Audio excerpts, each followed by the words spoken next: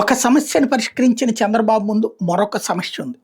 ఏంటది అంటే, తల్లికి వందనం ఫస్ట్ ఏడాది వేయల. ఈ ఏడాది వేశారు. ఎంతమంది ఉంటే అంతమందికి ఇచ్చారు. దాంతో సంతోషం. ఇప్పుడు సేమ్ టైం కొత్త సమస్య ఏంటి అంటే fee reimbursement alias Vidya Deevena. దీని పరిస్థితి ఏంటి అన్నటువంటి. లాస్ట్ ఇయర్ ఇవ్వాల.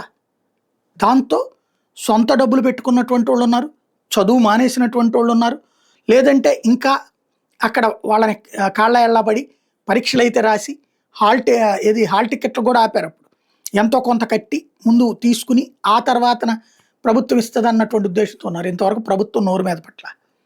అదే సందర్భంలో ఇప్పుడు ఈ ఏడాది ఇస్తారో లేదో తెలియట్లేదు. ఇప్పుడు అడ్మిషన్స్ బిగిన్ అయిపోయినాయి. ఆల్రెడీ లాస్ట్ ఇయర్ జాయిన్ అయినటువంటి వాళ్ళు, అంటే ఇంటర్మీడియట్ వాళ్ళు ఫస్ట్ ఇయర్లో జాయిన్ అయిన వాళ్ళు సెకండ్ ఇయర్లోకి వస్తారు, డిగ్రీ ఫస్ట్ ఇయర్ వాళ్ళు సెకండ్ ఇయర్లోకి వస్తారు, సెకండ్ ఇయర్ వాళ్ళు థర్డ్ ఇయర్లోకి వస్తారు.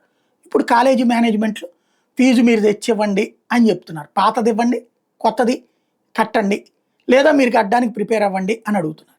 ఇక్కడ ప్రభుత్వం నుంచి ఏ సమాధానము లేదు. దాన్నే సాక్షి హైలైట్ చేసింది. బకాయిల మోత విద్యార్థులకు వాత అంటూ గతంలో కూడా చంద్రబాబు నాయుడు దిగిపోయే టైంలో 1778 కోట్లు ఎగ్గొడితే ఫీజు రియంబర్స్మెంట్ మేము కట్టాం. అదే సందర్భంలో ప్రతి 3 నెలలకు ఒకసారి విద్యా దీవెన, వసతి దీవెన 5 ఏళ్ళు చెల్లించే 18,663 కోట్లు. ఇప్పటికే 6 త్రైమాసికాలు ఫీజు బకాయిలు 4,200, హాస్టల్ మెయింటెనెన్స్ ఛార్జీలు 2,200 కోట్లు, మొత్తంగా 6,400 కోట్లు చంద్రబాబు ప్రభుత్వం బాకీ ఉంది అన్నటువంటి వార్తని హైలైట్ చేసింది. మరి ఈ డబ్బులు కడతారా లేదా, అసలు ఈ పథకం ఉంటుందా లేదా, ప్రభుత్వం స్పష్టతనియకపోతే గనక విద్యార్థులు అల్లాడతారు.